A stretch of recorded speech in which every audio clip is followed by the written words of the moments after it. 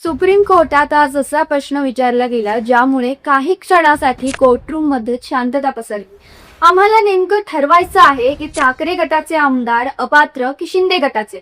या एका प्रश्नानंतर कपिल सिब्बल यांनी देवदत्त कामत यांना न्यायालयाने सलग प्रश्न विचारले, पण त्यानंतर सिब्बल यांनी दिलेल्या उत्तरामुळे पुन्हा संपूर्ण सुनावणीचं केंद्रबिंदू बदललं। आता ही लढाई केवळ धनुष्यबाणाची राहिलेली नाही, तर संपूर्ण घटनाक्रम प्रक्रियेची बनली आहे। नेमकं कोर्टात काय घडलं, कोणते मुद्दे सर्वाधिक महत्त्वाचे ठरले आणि पुढच्या आठवड्यात होणाऱ्या सुनावणी काय घडू शकतं, त्याला संपूर्ण विश्लेषण पाहूया।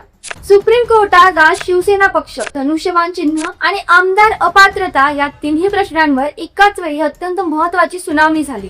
गेल्या काही दिवसांपासून कपिल सिब्बल सातत्याने उद्धव ठाकरे गटाची बाजू आक्रमकपणे मांडत आहेत, मात्र आज प्रथमच न्यायालयाने त्यांच्या युक्तिवादाला थेट प्रश्न विचारले।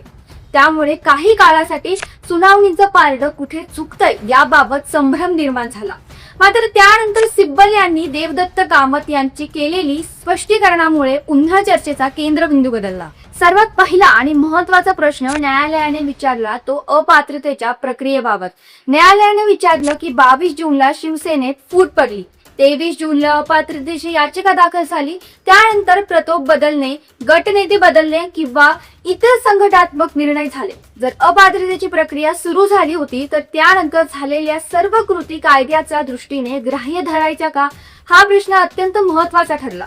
यावर कपिल सिब्बल यांनी तपशिलावर उत्तर दिलं। त्यांनी सांगितलं की 23 जूनला दाखल झालेली याचिका ही फक्त सुरुवातीच्या 16 आमदारांविरोधात होती, त्यामुळे त्यावेळी केवळ तेवढ्याच आमदारांविरोधात अपात्रतेची मागणी करण्यात आली होती। उर्वरित आमदारांविरोधात स्वतंत्र याचिका नंतर म्हणजेच 2 जुलैला दाखल झाली। त्यामुळे या 2 तारखांदरम्यान घडलेल्या घटना स्वतंत्रपणे पाहाव्या लागतील। एकाच पात्रता प्रक्रियेत सर्व आमदारांचा समावेश नव्हता, त्यामुळे त्या काळात झालेल्या निर्णयांना पूर्णपणे अमान्य म्हणता येणार नाही, असा त्यांचा मुद्दा होता। यानंतर न्यायालयाने आणखी एक महत्त्वाचा प्रश्न उपस्थित केला। सुनील प्रभूंनी दिलेल्या बीपकडे दुर्लक्ष करून अनेक आमदार बैठकीला गैरहजर राहिले, मग या अनुपस्थितीचा अर्थ त्यांनी पक्ष नेतृत्वाला आव्हान दिलं असा घ्यायचा का, यावरही सिब्बल यांनी ठाम भूमिका घेतली। त्यांचं म्हणणं होतं की हा प्रश्न केवळ अनुपस्थितीचा नाही, मूळ प्रश्न असा आहे की राजकीय पक्ष मोठा की विधिमंडळ पक्ष।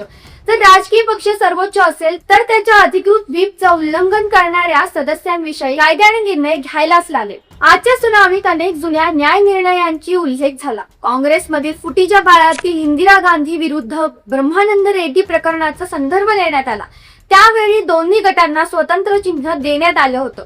तसेच समाजवादी पक्षाची संबंधित प्रकरण आणि केवळ उच्च न्यायालयातील काही निर्णयांचाही उल्लेख करण्यात आला।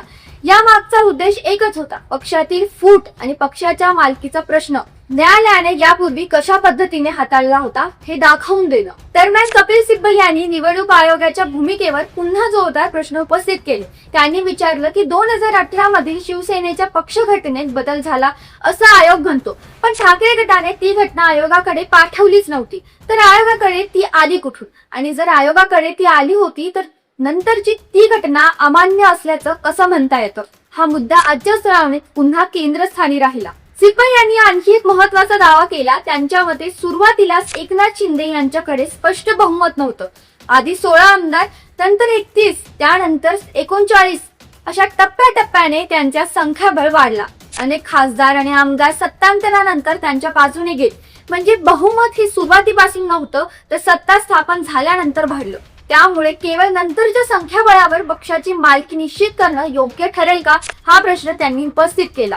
आजच्या सुनावणीत कलम 29 अ चाही उल्लेख झाला। पक्ष घटनेत सुधारणा झाल्यास ती निवडणूक आयोगात कळवणं बंधनकारक असल्याचा स्पष्ट नियम कुठे आहे, असा प्रश्न सिब्बल यांनी विचारला। त्याचबरोबर आयोगाने केवळ विधिमंडळातील बहुमत पाहिलं, पण पक्षाची संघटनात्मक रचना, पदाधिकारी आणि मूळ राजकीय पक्षातील बहुमताचा पुरेसा विचार केला नाही, असा आरोपही त्यांनी पुन्हा केला। मात्र आजच्या सुनावणीतील सर्वात मोठा क्षण आला तो शेवटी।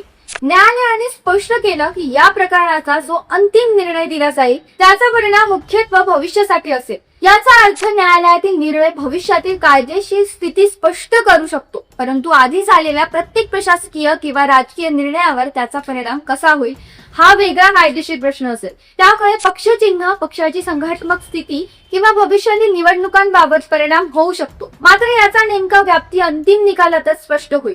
यामुळे तर पुढच्या आठवड्यातील सुनावणी अधिक महत्त्वाची ठरणार आहे, कारण अजूनही अनेक मूलभूत प्रश्न अनुत्तरित आहेत. राजकीय पक्ष आणि विधिमंडळ पक्ष यांचं नातं काय? अपात्रतेचा निर्णय आधी व्हायला हवा होता का? निवडणूक आयोगाने योग्य निकष वापरले का? आणि सर्वात महत्त्वाचं म्हणजे सुरुवातीच्या 16 आमदारांच्या अपात्रतेचा प्रश्न संपूर्ण प्रकरणावर किती परिणाम करू शकतो. एक गोष्ट मात्र स्पष्ट दिसते, दोन्ही बाजूंनी आता कायदेशीर लढाई अत्यंत टोकाला पोहोचली आहे. कपिल सिब्बल आणि देवदत्त कामत यांनी आज अनेक महत्त्वाचे मुद्दे मांडले, तर न्यायालयानेही अनेक कठोर प्रश्न विचारले. अंतिम निकालाबद्दल कोणताही निष्कर्ष अद्याप झालेला नाही, मात्र पुढच्या आठवड्यातील सुनावणी या प्रकरणाचा पुढचा मार्ग निश्चित करण्यात निर्णायक ठरू शकतो. आता तुम्हाला काय वाटतं? या सुनावणीत कपिल सिब्बल यांनी मांडलेले मुद्दे अधिक मजबूत आहेत का, की पुढील सुनावणी शिंदे गट आपल्याला युक्तिवादातून परिस्थिती बदलू शकेल? तुमचं मत कमेंटमध्ये नक्की सांगा आणि अशाच राजकीय विश्लेषणासाठी मराठी मंडळीला सबस्क्राईब करायला विसरू नका.